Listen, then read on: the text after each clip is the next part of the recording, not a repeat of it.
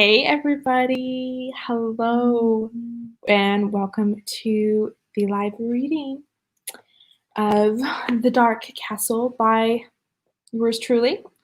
So we're going to be getting to reading chapters 4 and 6 tonight, and I'm very excited about that. And unfortunately, my friend Dino was not able to join me tonight, so it's just going to be me. Hopefully, that I will be an adequate enough reader for you tonight. And hello to Jules, who is going to be doing some art tonight while listening. Ooh, that's lovely. I definitely would love to see what you come up with art-wise. So make sure to send me a message with a picture or something. I would love to see it. So I'm excited for these chapters because we're really getting more into the story tonight.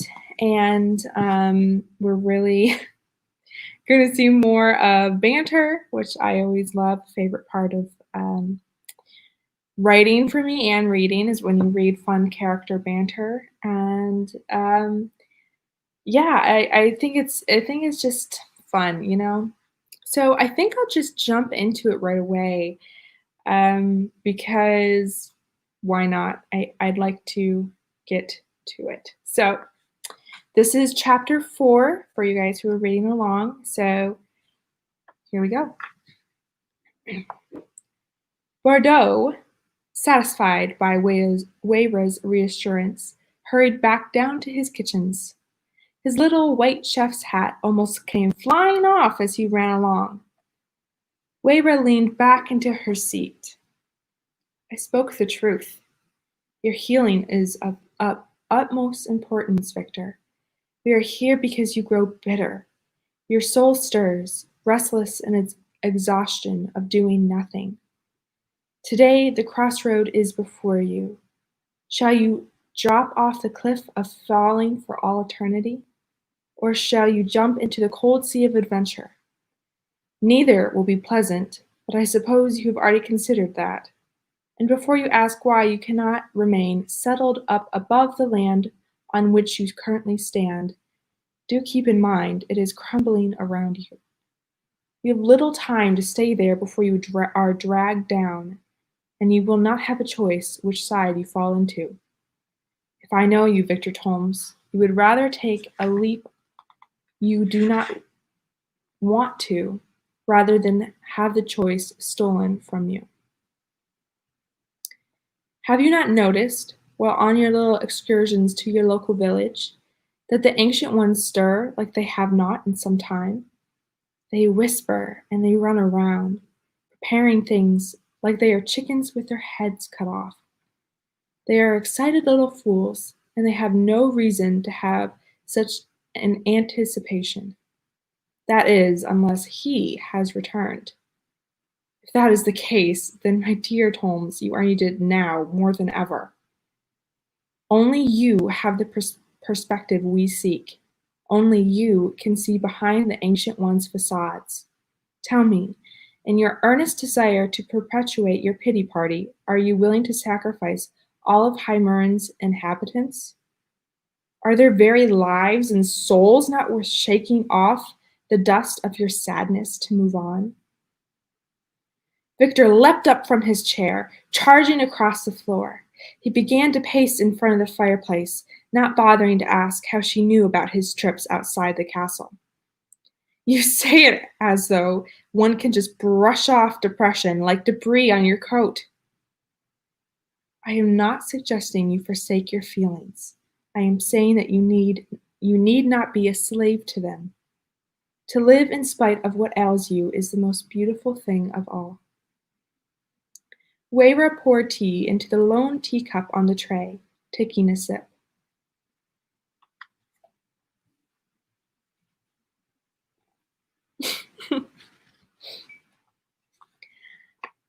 If you have not noticed, Lady Weira, I am not a fair example of beauty.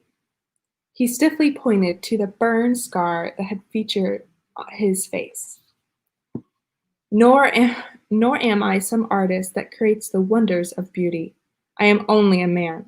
I am only a man, he repeated, continuing to pace, putting his hands behind his back as he did so. Beauty is not only what you consider it to be, Mr. Tolmes. Beauty abides in no limitations set by the likes of men. And, as for your irritating repeated statement, it is of my belief that only a man is exactly what is needed in this case. The ancient ones hurry about, ready for the return of their leader, who they believe to be much more than just a man. They prize themselves in the making of perfect people as if it were possible. They scorn those who fit the bill of basic humanity. They are their own gods and let none hold them accountable. So I will ask you, why do you agree with them? I do not. Spittle flew about the room, for he spoke the statement with such angered passion. I would never agree with them. They took my son away from me. Why would I ever side with them on something? Oh, you claim to be only a man like it is a bad thing, like it is something to live in shame of.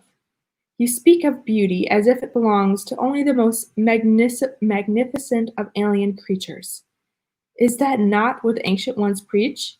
They claim no average person can achieve greatness. And look at you, whining in your self-pity, agreeing that they speak the truth, so you cannot reach for the stars, as you are only a man. Fool! The stars were made for the weary, tired souls of mankind that dared to reach for them, lest they give up and fall dead. You claim no artistry of your own, but I know of the dreams in your heart. I see you, hiding them deep within, only to take them out when you are alone, weeping as you caress them. But you always shove them back in the deep realms of your mind, lest you actually start to believe them possible. I also know of the ones of your childhood.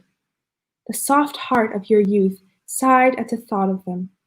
You even made plans to bring them to life, but then killed them off the best you could when you decided to grow up.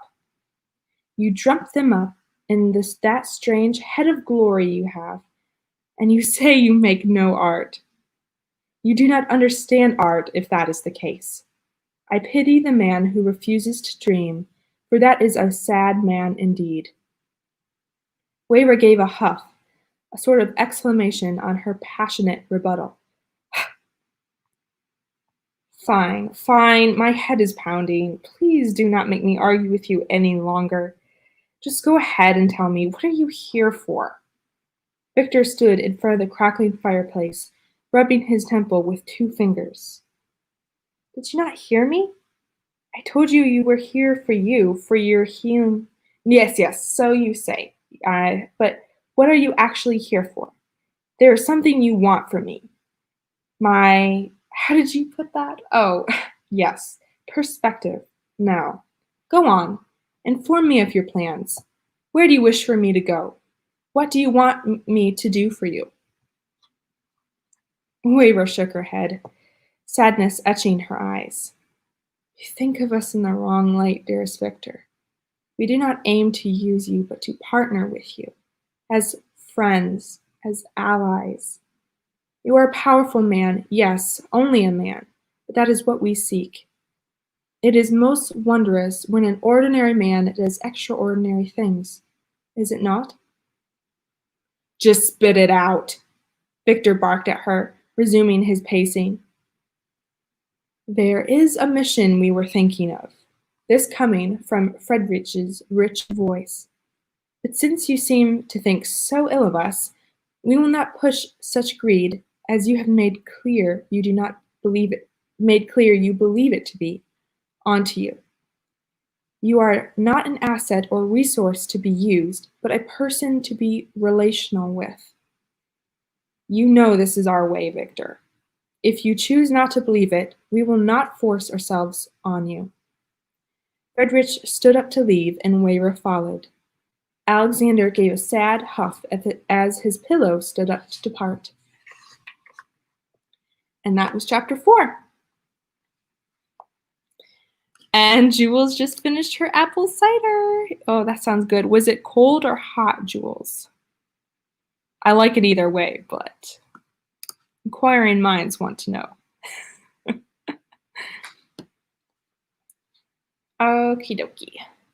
I'm gonna move on to chapter 5 now. Victor let out a long sigh. What difference does the intention behind the request make? You want me to go on a mission, plain and simple. Whether you do it out of genuine concern for me or because you are using me is irrelevant.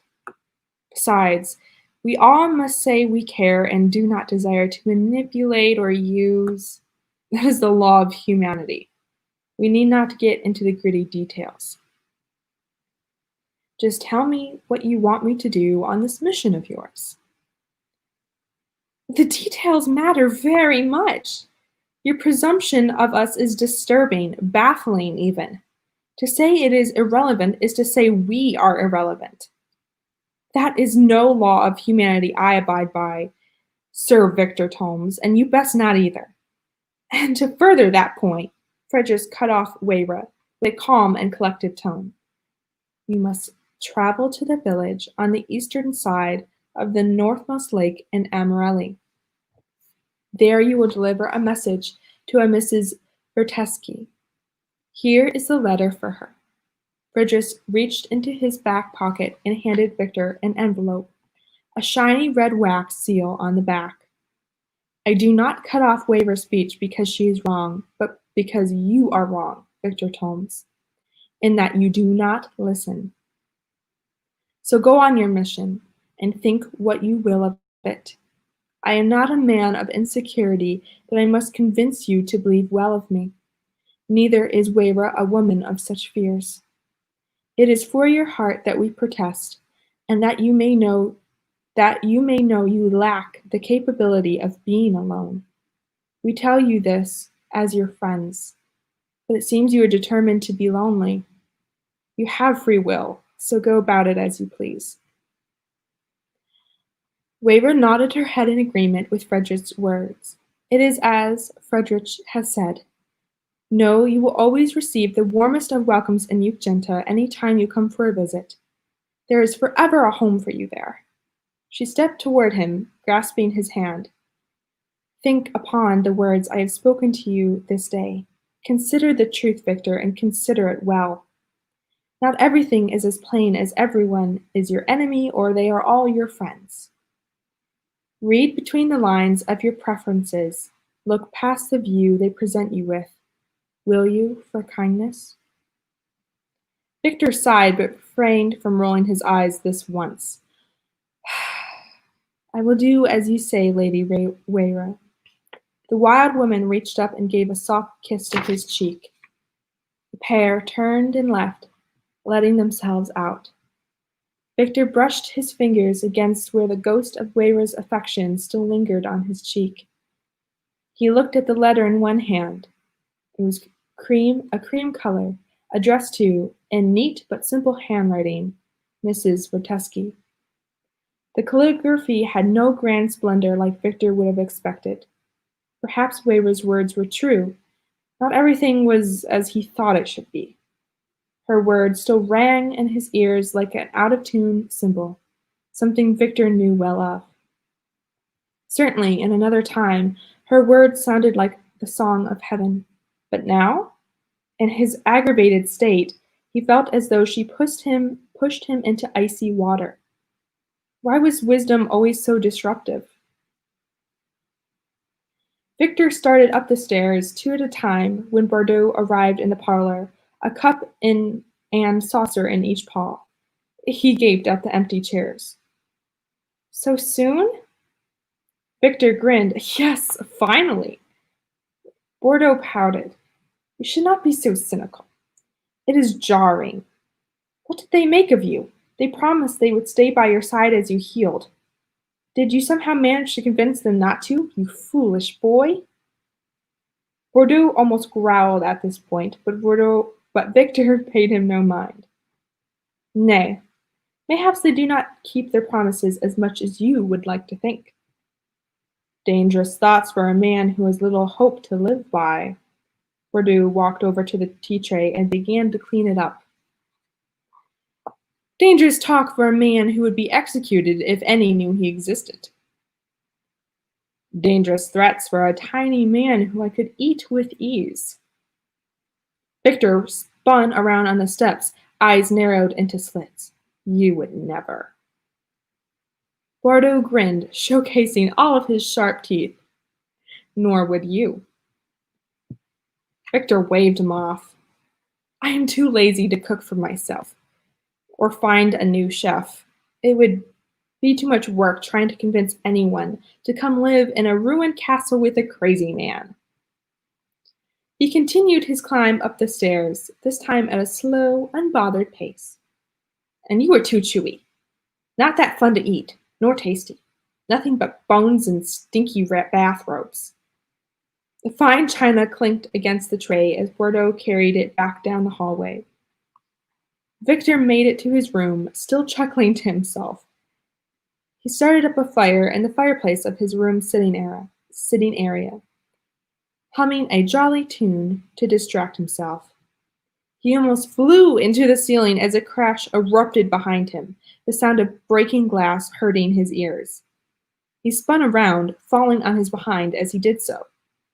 Alexander stood in the middle of the room, his mane flattened from squeezing through the doorway. On the ground around him lay the remains of a lamp that had stood on a nearby side table.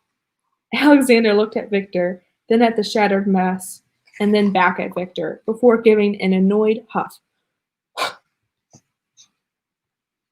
You big lug. I liked that lamp. Victor whined as he went back to building a fire. After the flames became strong and well established, Victor turned back to see the mess gone from the floor and a new lamp sitting on a side table. Alexander lay near him, a peaceful slumber gracing his feline features. Victor walked over, barely bending his knee to scratch between the Drutas's ears. My ever-faithful companion you are. You better not ever leave me, Victor whispered as he pushed Alexander gently to his side, curling up next to him on the ground and burying his face in his mane. A moment later, he felt a pillow appear underneath his head and a blanket drift over him. The castle loved her inhabitants and always cared for them. The next morning, Chef Bordeaux awoke Victor by slamming a suitcase on the floor next to him. Victor jumped into a sitting position, startled from the intrusion. Rise and shine! You have places to be, people to see, things to do. Hoorah! At last! And what is that exactly supposed to mean, Bordeaux? Are you excited to be rid of me? Are you hoping that I am caught by the Ancient Ones so that you have this big old castle to yourself at long last? Victor said, his voice still husky from sleep as he rubbed his eyes. Nay, I only want the old Victor back, if anything. That cheerful, good-natured one with a love for life. Victor sighed and plopped back down on his pillow in a dramatic manner. He is dead. Rest in peace, old me. Bordeaux marched into Victor's bedroom and began rummaging through his wardrobe, stomping back out into the sitting room and throwing the clothes at his friend. Nonsense. Get up and find him, or else. Or else what? You shall kill me? We already established you will not eat me, and if I cannot find old me because he is dead, as I say it is, you might as well go ahead and kill me and get me out of the way now. Maybe then I will be free from your pestering. It seems to me that which you call pestering is, in actuality, called encouragement, Victor. Tomato, tomato. Come on, Bordeaux. Pierce my heart with those sharp claws and be rid of me. He grabbed Bordeaux's paw and held it against his chest. Bordeaux looked bored. Get packing, or I shall wind you up into a ball, pack you up in a suitcase with your things, and hire a courier to deliver you."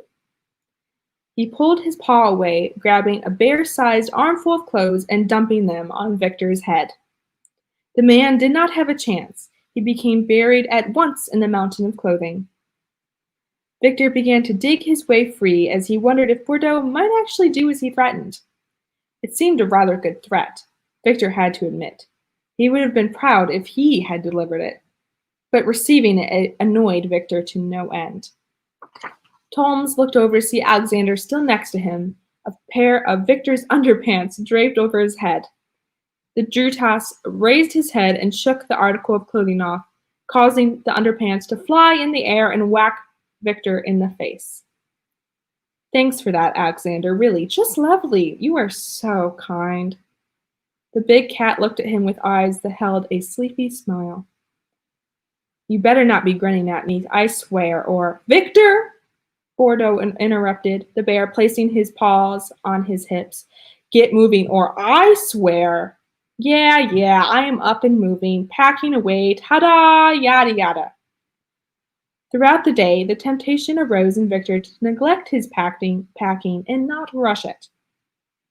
But the thought of his chef carrying out the threat put urgency into his step. Alexander, his pet Drutas, came and joined him about halfway through the task. The massive lion watched with curiosity at Victor's hurried movements, occasionally stopping to lick his paws. Victor forgot he was there after a while, so much so that he tripped over him and fell into his wardrobe head first. The Drutas just stared at him and yawned. Victor found himself finishing his task only a little while into the afternoon, much to his annoyance and relief.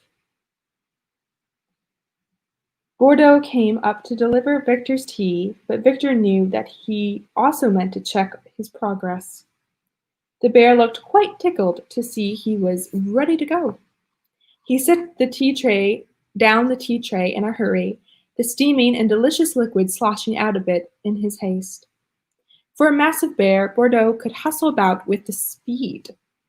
He did not have much grace in his movements, but he did have quite the gift of agility. He could do what was needed, but that did not mean it was pretty. He made it all the way down the stairs and out the door to the stables, and within minutes he had the carriage ready to go. Then he raced all the way back inside and up the steps to Victor's room to notify him that they were ready and also to take Victor's packed suitcase down. The chef may have been huffing and puffing, but Victor was impressed with Bordeaux's enthusiasm. Perhaps the bear knew something about this trip that he did not. Within no time, Victor found himself packed up and on his way across the country of Amarelli. His castle lay on its western border. The recipient of the letter lived in the village in the northeastern corner of the country. It would not take as long as Victor felt it might, but even a short journey would feel like an epic, since he had not traveled in so very long. His anxiety rattled as they crossed through ancient one-invested country.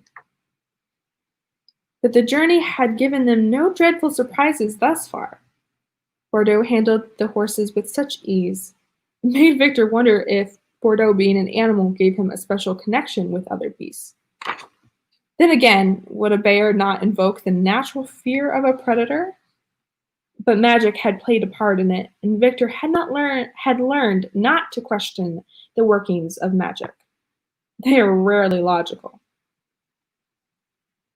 They passed many a village on their way.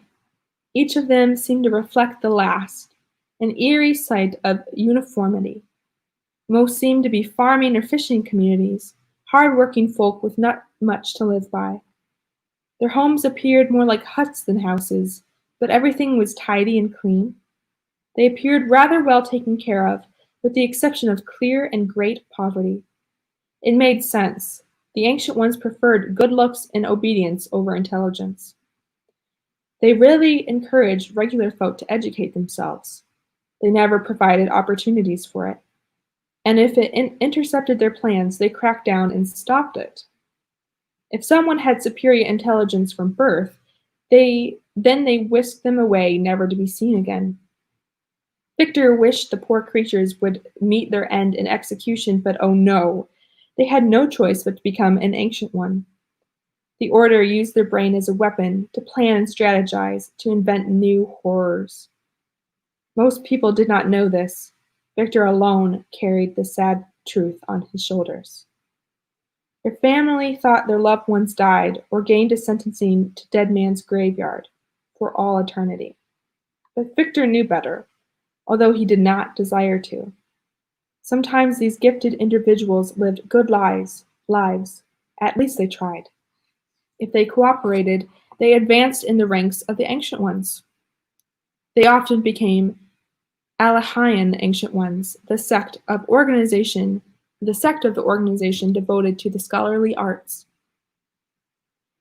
If they did not conform, they became the Ancient Ones' version of slaves, forced to do the worst of tasks, or else endure torture and beatings. The poor souls became the test subjects of horrific experiments, to the extent that death often felt like a gracious release to them. The Ancient Ones also loved to starve them in a prison cell until they offered a solution. Sometimes they decided to cooperate after the harsh treatment, other times they met their death in those torture sessions. So yes, the villagers had no choice but to slap their homes together and let them sit crumbling, a testament of poor infrastructure.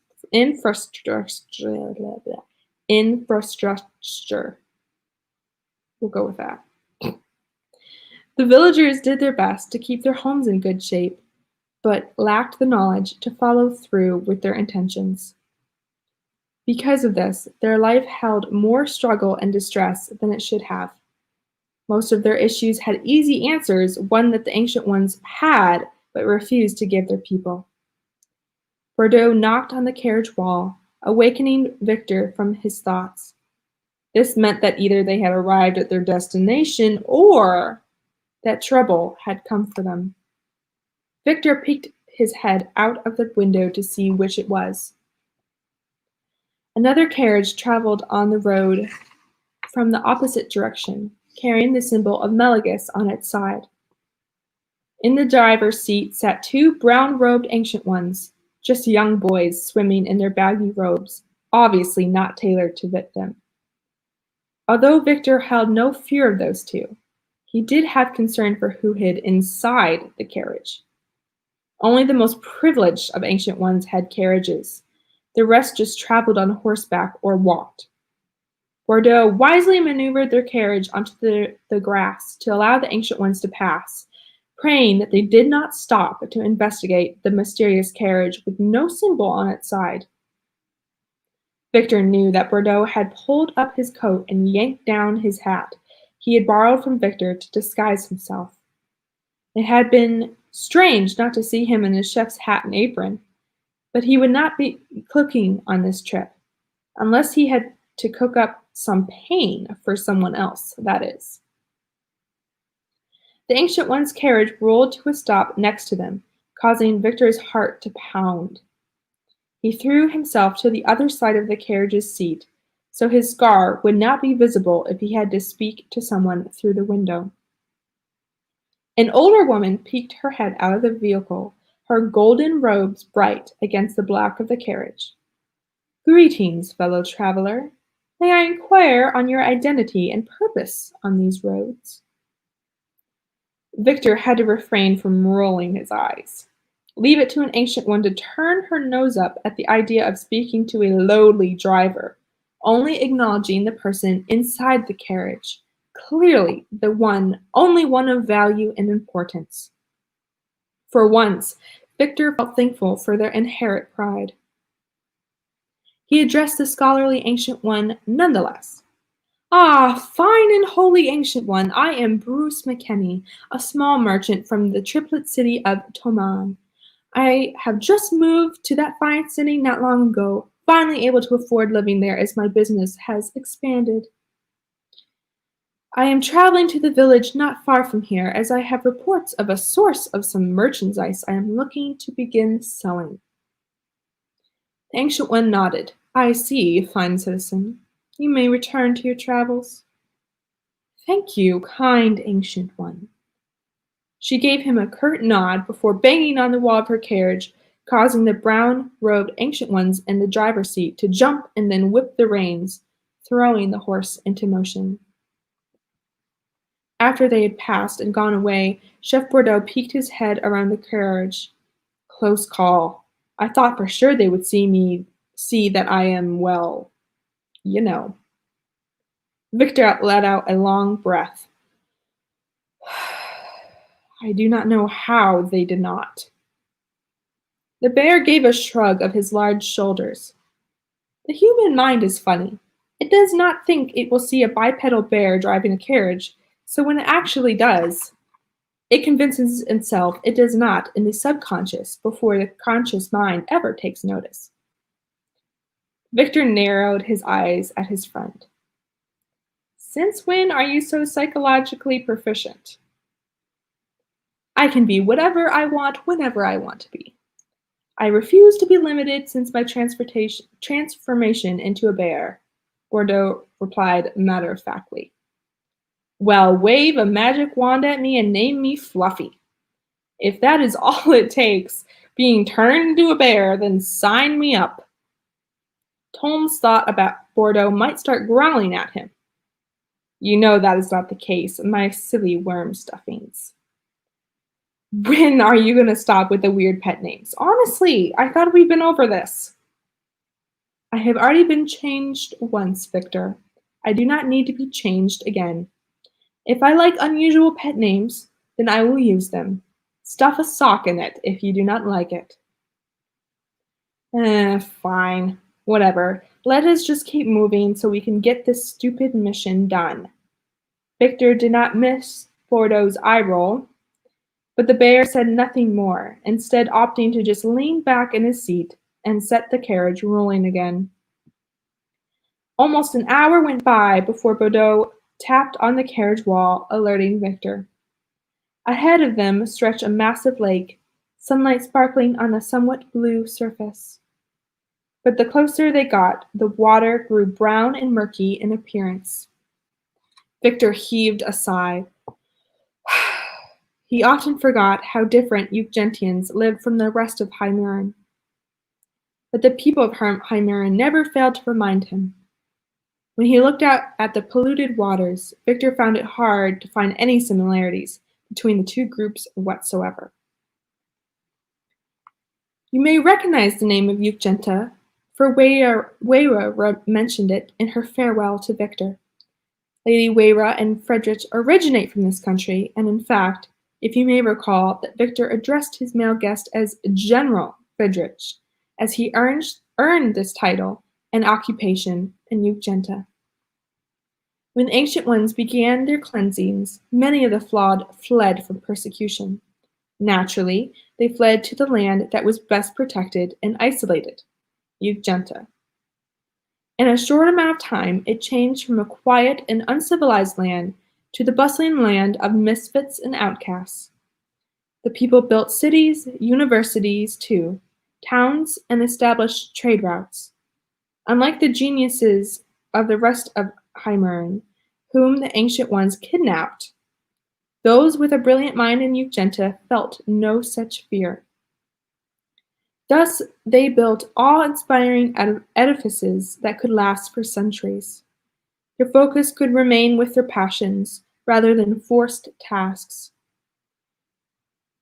No person was too small to help, none too weak to have a hand in creating.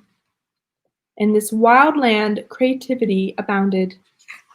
The family of Ukgentans held together as a united front. The love was messy, and many, if not all, were imperfect. But everyone learned better that way. To love, to forgive, to heal, to grow, to smile, to create, to have hope. As Victor looked at the disgusting lake of water in Amarelli, he realized how extraordinarily he desired to visit Ukgenta once more. Living at the castle felt so close to being in Ukgenta, with the magic and all. So he so his heart did not feel the pulling toward it quite so strongly. But when he parted from his beloved abode, he realized just how much he considered Ugenta his home. And that is chapter 5. And let's see, Jules has hot cider. Ooh, that sounds great. Jules' dad was making popcorn, but I wanted something to drink, so we made cider. Nice. Popcorn and cider. That sounds really, really good. Love the reactions, Jules. I think this part was during a banter scene, and then this was Alexander knocking something over. Hello, Glory. Ooh, looking at Christmas lights. That sounds fun. Hello, Charlie. Still love your profile picture, by the way. I think I've said that before, so I just want to say it again. It's really good. So that was actually some of the banter in there was some of my favorite to write. I really love the relationship between Bordeaux and Victor. They're something. They always have been something since I first created them. They have always just. It's a very interesting dynamic between them because it's kind of a father-son, but then at the same time, like, he's kind of his servant, but not really. But they're friends, but they're like father-son, but yet they're like there's almost like a brotherly dynamic there too. So it's a really interesting relationship to play around with because there's a lot going on there. So, yeah. And I loved it. It was a fun chapter to write. So yeah. Alrighty. I think that we'll just move on to chapter 6, and not having Dino around to joke around with certainly makes me just end up reading. So that is not as fun to not, be joking around, but certainly reading faster. So Miss Dino, but I don't even I feel like I'm flying through this. So alrighty, I'm gonna start chapter 3. 3. We read 3 last week. Chapter 6. I'm crazy. Alrighty. Chapter 6. When they arrived at the village, it resembled any other that they had passed on their journey. Tidy enough, but falling to pieces. The people mulled about in their crumbling abodes, resigned to their fates. The world continually fell around them, but they accepted that they had no choice in the matter. Victor hopped out of his carriage, which people spied on from their hovels. Fear clouded their eyes, making Victor wonder if they thought he was an ancient one. He whispered for Bordeaux to stay in the carriage. They could not afford to attract too much attention. The bear climbed in on the opposite side of the village, where only the lake could see his furry hide. Victor put on a top hat and kept his head down, pulling his coat collar up tall. He could only hope the disguise hid the left side of his face well enough.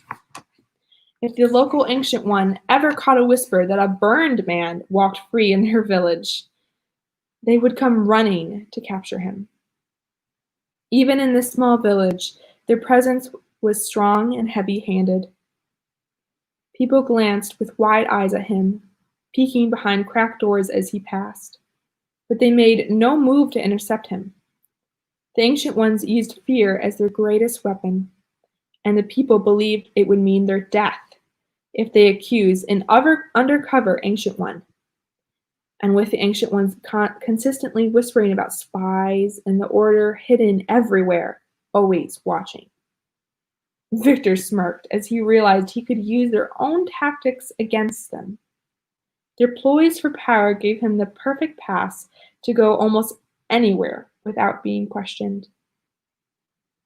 As he strolled in the village, an older lady glared at him at Victor up ahead.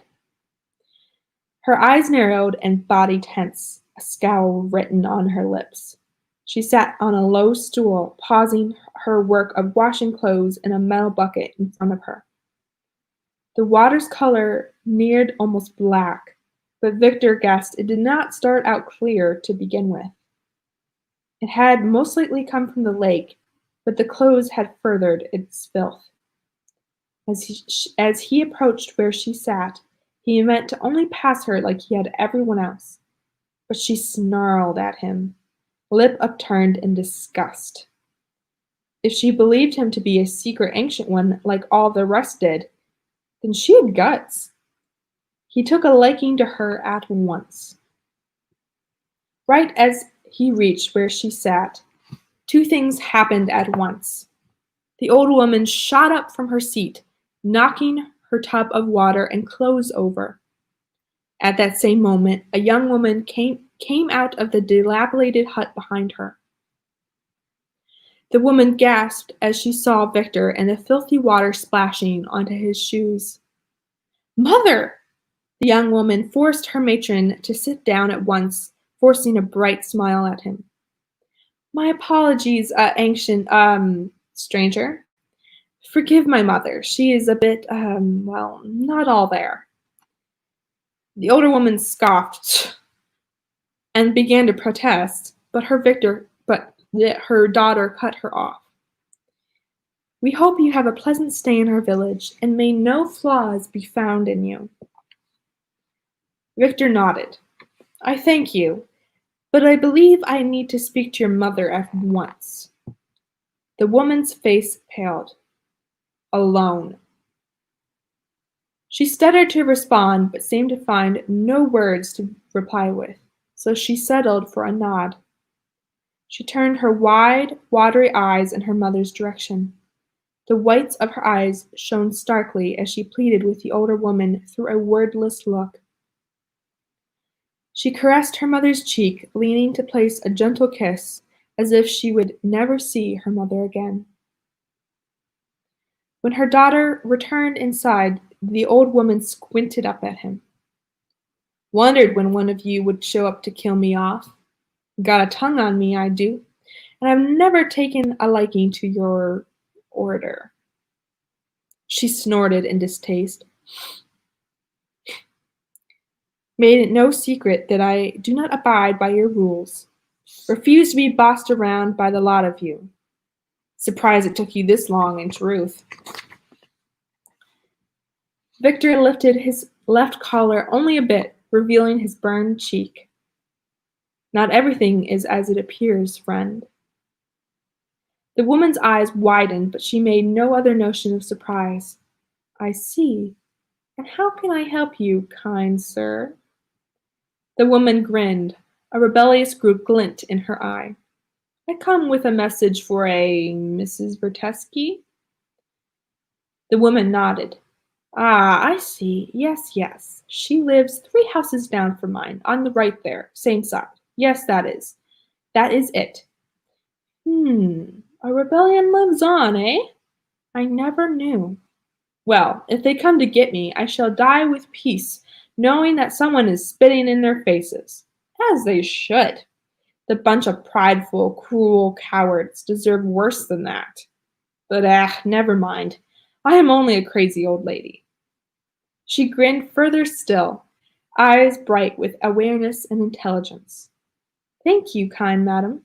May you stay forever crazed." This made her smile wider. "And bless you, good sir, the most handsome man I have ever laid eyes on."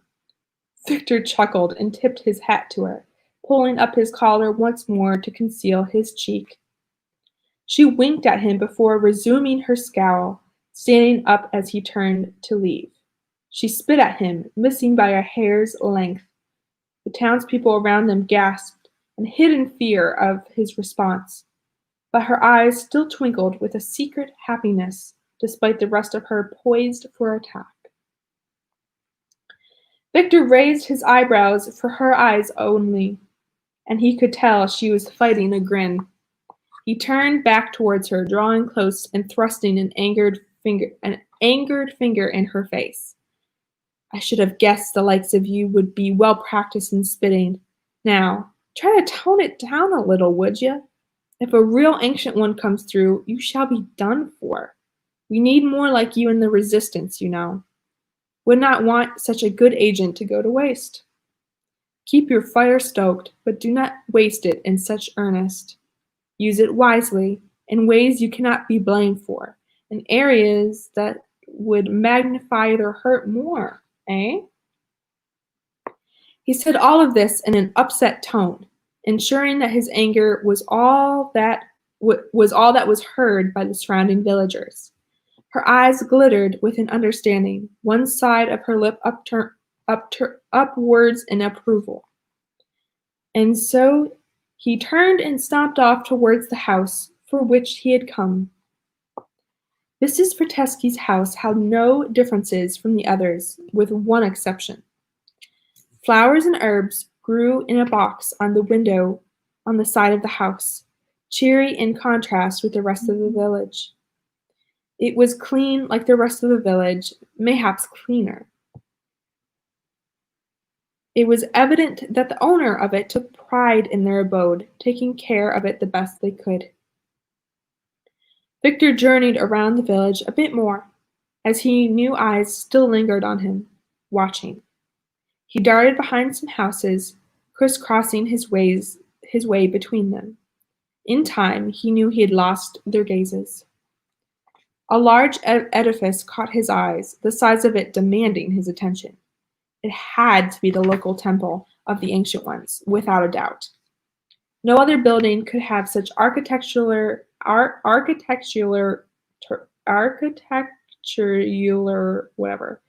elegance or enormous size, not to mention the well-built structure it had, as well as immaculate caretaking, which did not match the rest of the village. The massive carved steps led up to it, an intimidating climb indeed. It sat on a hill overlooking the entire village, like a guard watching them, waiting for them to do wrong. It was not the most glamorous of temples. Victor had seen some with marble and jewels everywhere. No, this one seemed far more simple, with wooden accents amongst stone. But it must have held extreme magnificence to these villagers who knew no better. Statues of small, mischievous creatures scattered all over the temple grounds. Victor supposed the Ancient Ones told the villagers that they would come alive and torture them if they misbehaved. Victor shivered, but turned to keep going. He would not let the sight of the foolish temple impede his mission. Victor weaved his way from street to street, returning the way he had come. At last, he spotted the tiny garden box on the side of the hut. He sprinted to it, peeking in the window.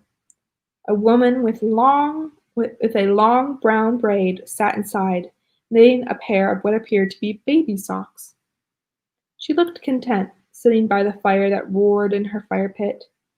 A pot of food cooked over it, steam hissing out from the crack of the pot's lid. Victor gave a gentle knock on the window, startling her from her seat. She looked up, a look of confusion crossing her face. Then one of dread took its place before a blank mask settled in, making her unreadable. She walked over, opening the window halfway. "Can I help you with something?" Victor looked into her eyes.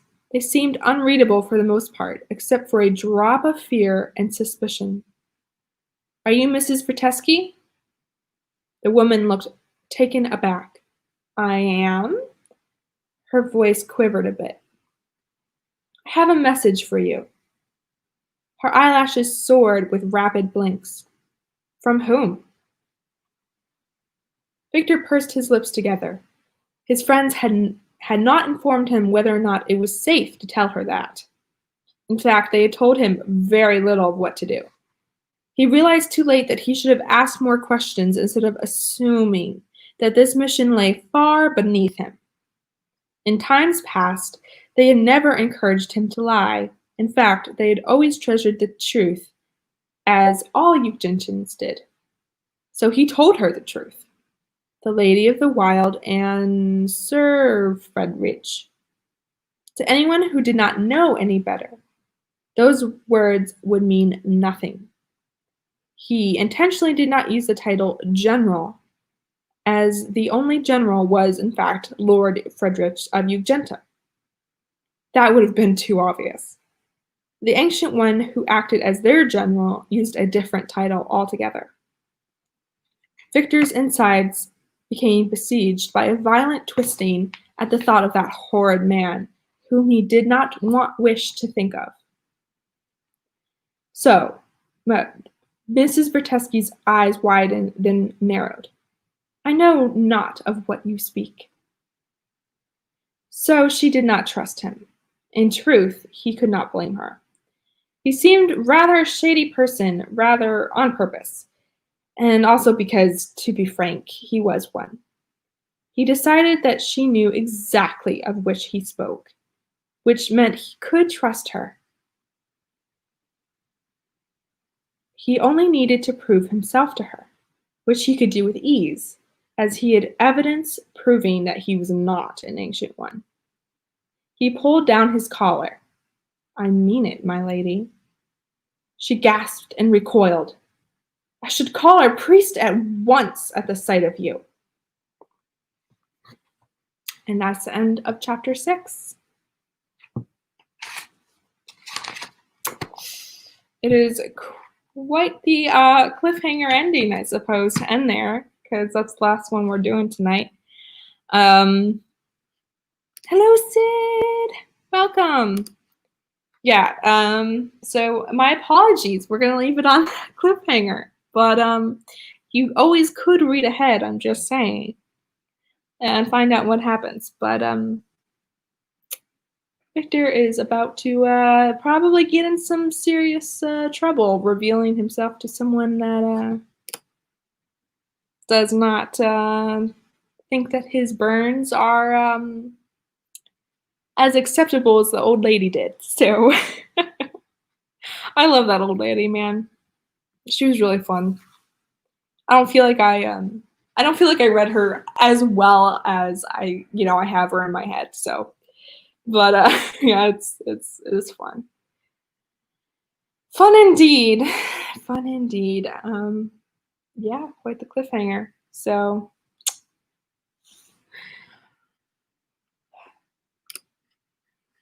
how's everybody doing tonight? What are you guys up to? You guys getting any writing done? What's going on?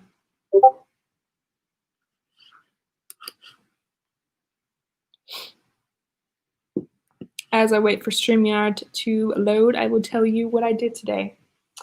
So basically, for me, today was kind of like just a chill. I think I've been talking too long.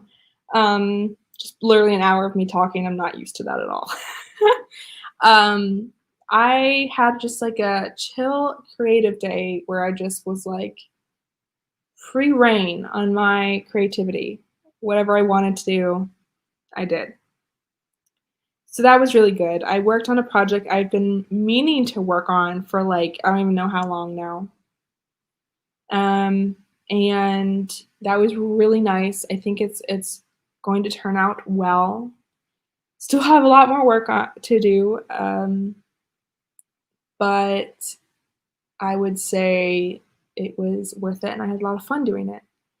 I just put on like music and brainstormed and jammed out, so it was awesome. Let's see. Jules finished coloring in the nameplate for your new coloring book. Ooh, that's fun. I like that. What is like the theme of the coloring book? Because I actually like coloring. I like coloring as well. So I've been working on. It can take a long time sometimes, but this might have been my latest one. But I have this is an interesting one. You probably will like Jules, but I have a Jane Austen one. The coloring pages in here are, they're not that great. Like, I forgot to turn my Discord off. So yeah, I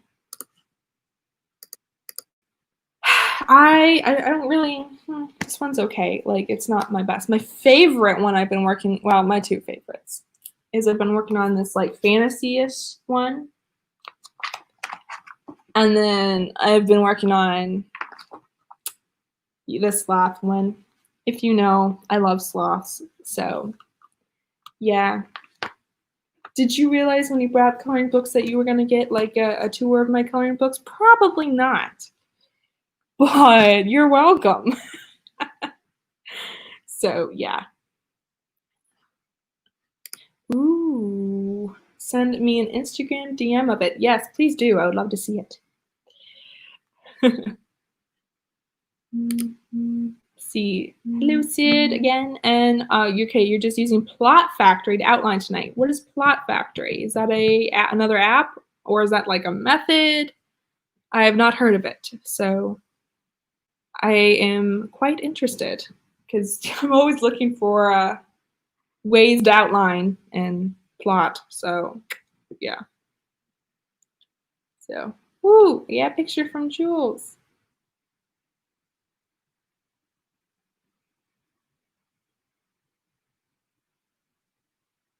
Ooh, Lost Ocean. That's gonna be fun. Oh, that's so pretty, Jules. Hopefully I can share it because I mean it's just your name, Jules the Darling Writer. So, but let's see. Look how pretty that is, guys. So colorful. I love it. Very, very sea. Very oceany. And then there be the book title. I like it. Author, creator of Secret Garden and Enchanted Forest. Those sound awesome too. Okay, so it's a website that has a basic outline and you can use it any way you want. You just found it and you're using the free version. Ooh, I like it. Is there a lot of stuff in the free version? Do you recommend? Yeah, I know. Free. Yes, I know, right? Like, it seems like everything is not free. So, very interested. Okay. I might have to be looking this up because, yeah. I mean, at least to try it. That sounds great. I like it. All right. I'll have to thank you for telling us about that, Sid. I like it. Thank you for the recommendation. Oh. Ooh. That looks really interesting, Jules. I love how detailed that is. I feel like with like so many that it's not detailed. That's how I kind of feel with this Jane Austen. There's not actually a lot to draw. I didn't pick this one out for myself. Someone gifted it to me, and because I know I love Jane Austen, which I do, and I would love it a whole lot more if the drawings were actually cool. So okay. So Sid recommends it. You feel like anyone would like it. Okay, it's visual. Ooh, sold me. I like visual very much so. Especially when it comes to plotting, it's very helpful. So I will definitely have to try that. So thank you for sharing, like I said. Always interested in new writing tools. So okay, so Johanna Basford has several PDFs of her Enchanted Forest, Lost Ocean, and Magical Jungle that you can just print out from her website. Ooh, that's nice. I like that. I have a friend that self-publishes coloring books, so I try to support her and then support other small self-published coloring book artists that my friend tells me about. So a lot the sloth books like that. The fantasy one is like that. So yeah, I think I try to support self-publishing even if it's not fiction. So there's different types, so I try to support them all. But I color at such a slow pace that it takes me a long time to get through them. So I try to take my time and enjoy it. So yeah. And I've been seeing that you, Jules, have been doing your moon experiment. So how's that been going? Have you been enjoying that? Oh, okay. If you ever look up Johanna Basford's Instagram, she encourages people to tag her when they finish a picture. There are some amazing ones. Ooh, that's really fun. I like the interaction with the author there.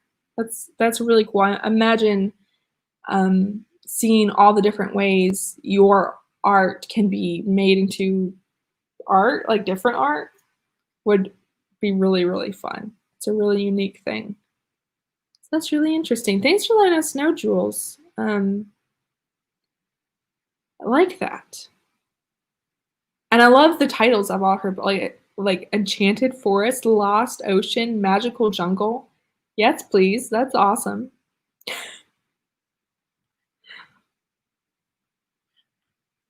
It's all places I want to go. I don't know about you. The jungle. Yeah, I'd go in the jungle. Probably my least favorite of all those three, but yeah.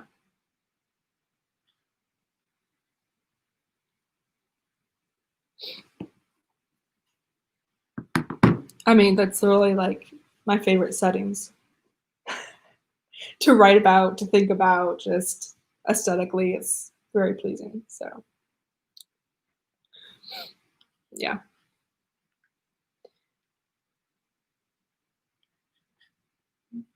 Okay, there we go.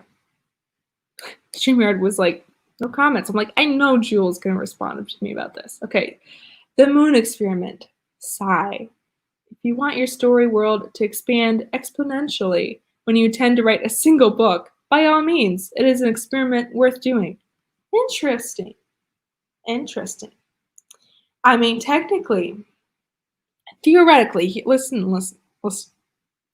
You could, to use it to grow your story world for only one book. And then maybe not use the same characters, but just use the same world for a different story. And then you could have some like light intersection so that your fans and readers are like, oh, it's a cameo. I'm just saying. It's a possibility. You can always use it.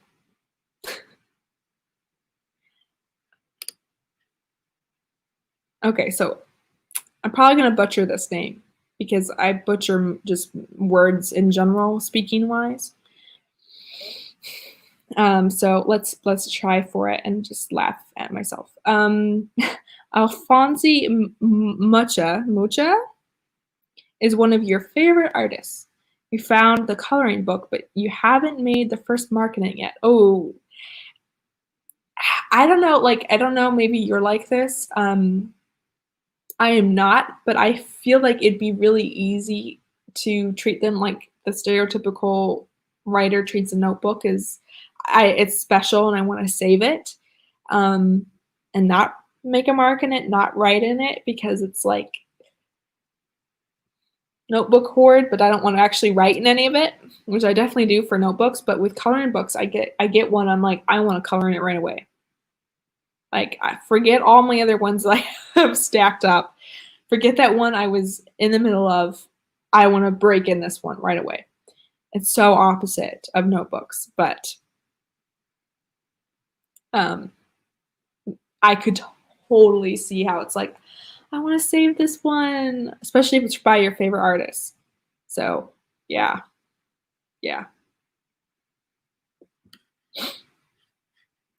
I gotta say, I don't know how you do this, Jules. I don't know how you do this where you're talking to yourself. Because let me tell you, I'm a little like waiting for the comments to load is painful. So it's painful. But I think that's half of it is StreamYard, and silly me didn't pull up it on actual YouTube beforehand to see if it's just taking forever, which it could be. And I'm doing that now because, you know. Okay, you talk to yourself all the time. See, that hasn't popped up yet. So see, I'm glad I did that. Okay, now it has. You just regularly talk to yourself all the time. Is that what you're saying? Or is it just you talking about StreamYard? Oh, goodness. I mean, do I talk to myself? Depends. Sometimes I do, sometimes I don't. But I feel like knowing people are watching and still talking to yourself is different. It's still different. Okay. You also have the experience of talking to a room full of teenagers who didn't do their reading homework, so you have to keep asking leading questions and talking. True. I don't have that. Teenagers scare me. People scare me in general, but especially teenagers. So, yeah. Do you miss it? I gotta know, do you miss it? I don't envy that job. I really don't. Not for me. Not for me at all. So, yeah. They just look at you like a deer in headlights. I can see that. I wasn't that student, but they were always around me. So, yeah. They were always present. So, rhetorical questions help too. Interesting.